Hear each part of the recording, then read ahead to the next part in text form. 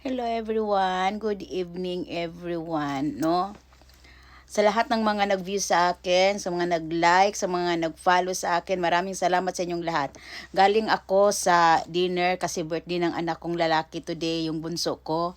He's 15 years old at kumakain kami sa sushi. Dahil dito sa Japan, hindi uso dito ang yung mag-birthday party sa bahay or mag-birthday party.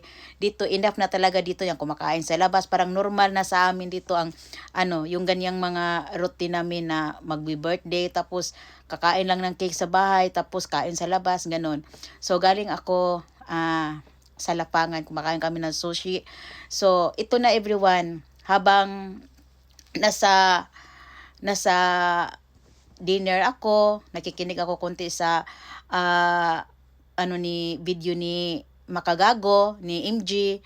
So, yung buhok ko, parang na-confuse ako sa buhok ko, everyone. Kasi, kararating ko lang, everyone ba? But anyway, hayaan na lang natin yung buhok natin, no?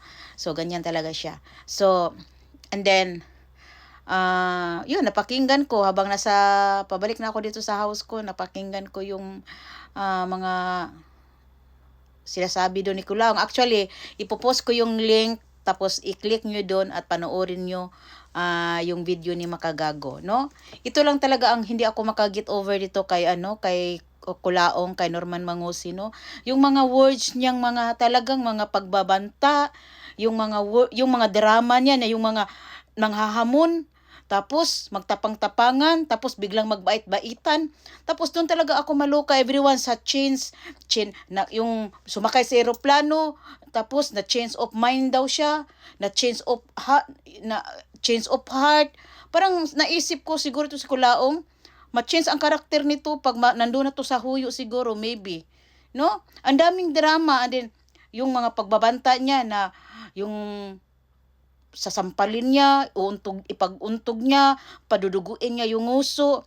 Tapos si Makagago, naalala niyo yung sinasabi niya noon, everyone, na si Makagago daw ay tutunawin daw niya. Ano akala mo kay Makagago? Ice cream? Ha? Natutunawin mo?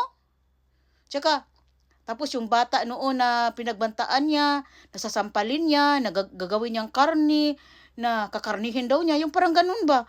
Nakakaluka talaga, uy. Please lang talaga, no? Sana naman ito si Kulaong, no?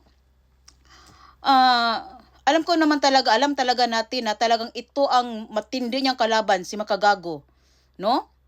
At talagang kung kayo may guts kayo, kung sino man may guts katulad ko na mag-spread about this Norman Mangusin, no, Peking Marcos, Francis Leo Marcos, no?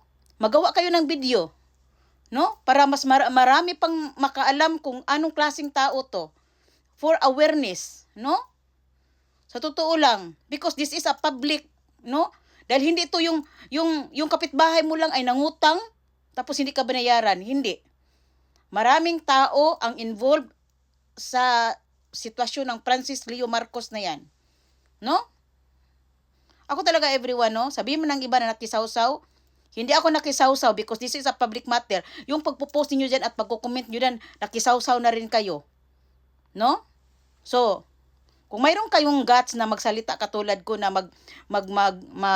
mag-spread ng balita about sa ito si Norman Mangusin, manood kayo sa balita, manood kayo dun kay Makagago, kay Fujinius, kay kasi para mas malaman ninyo, para din ma-aware din yung mga kadugo ninyo, mga kapamilya ninyo, mga kaibigan ninyo. That's why I make this video about Norman Mangusin. Hindi ako chismosa, hindi ako pakialamera. No?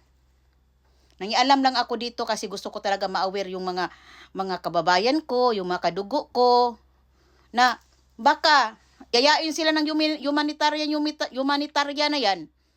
No? Pagkatapos, katulad ng anong ginagawa ni Norman Mangusin. Pagkatapos, nung na-booking na siya, nagreklamo na yung mga iba niyang mga naging ka-vibes noon, minumura-mura niya na, pagbanta-bantaan niya na. Oh. 'Di ba? Oh. Ngayon, welcome back dong Makagago, Jason Mark. Hindi lang ako mabigas yung apelyido niya kay haba-haba mo. Wala ko malahila. Ano yun? Parang hindi ko malibigdas, but talagang Makagago. Talagang fans mo kami, fans mo ako, suportado ka namin. And talagang nag-follow din ako sa asawa mo at talagang your wife is beautiful like me. Ganyan talaga everyone. Sa totoo lang, makikita sa itsura ng asawa kung mabuting ang kanyang husband. No? If you have a beautiful wife, you have a beautiful you have a good husband. No, that's why look at Mark Jason and the wife of Mark Jason. Mark Jason's wife very beautiful. No, parang ako lang, char. 'Di ba? So ganyan lang ang life everyone. Tapos i-review ko pa kasi alam nyo parang hindi ko pa mapasok sa lahat ng magre-review pa ako, makikinig pa ako sa mga update ngayon sa mga balita, kung ano ba talagang nangyari at kailan ba talaga yung mahuyo. Alam ko naman talaga na maraming atat na mahuyo na yan si Kulaong. Hindi ganun ang pagproseso. May due process yan about sa mga ganyang bagay. Hindi yan pwede na. Hoy, may kasalanan ka, ikulong ka na. Hindi yan, no? Kasi itong Kulaong na to, kahit papano, hindi din to basta-basta na kalaban, no? Kaya buti na lang talaga na mayroon tayong makagago talaga na kaya siyang labanan. Labanan mo yan dong. Talaga dong. No? So, ganyan lang everyone. Busog na busog ako everyone, Hindi lang talaga ako makaget over talaga ron. Alala ko na naman yung sinasabi ni makagago na tutunawin daw niya hindi ako makaget over sa sinasabi ni Norman ba na sabi niya na si makagago daw tutunawin daw niya. Isip ko, paano niya tutunawin si makagago? Ano akala niya kay makagago? Ice cream? Kandila? Ha? Hanggang salita lang talaga nung pinuntahan ni talaga ni makagago. Hindi lumabas. Panoorin nyo yung link at manood kayo dyan at enjoy kayo. Ha? Kayo na lang mag-judge. Kung kayo na lang din ang mag-adjust sa mga emosyon ninyo, kung talagang iyang normal mangusin, normal ba yan o abnormal? Yun lang. Kasi ako, mag-shower na ako, magpahinga na ako dahil busog na busog ako everyone. Dami ko nakain sushi. No? So, have a good night and thank you so much everyone. No? And talagang ang gusto ko lang talagang basahin dito ang mga good comments. Ha? Dahil wala naman ako ditong sinasabi na ikakasama sa ating lahat. Ang gusto ko lang na ma-aware tayong lahat. Sa mga hindi diyan magko-comment ng maganda, bahala kayo sa buhay ninyo. Wala.